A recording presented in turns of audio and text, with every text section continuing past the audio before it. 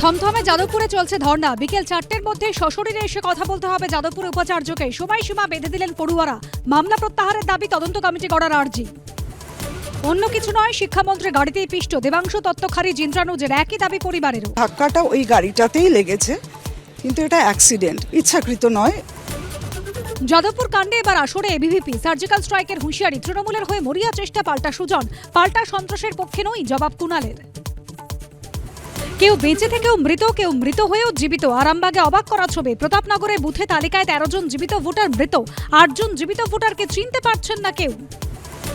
ট্যাংরাকাণ্ডে police হেফাজতে প্রসূন নিতে চাইলেন আইনজীবী, সই করছে না ওকালতনামায়। বলছেন আইনি পথে মৃত্যু চাই, দাবি লিগাল এডের।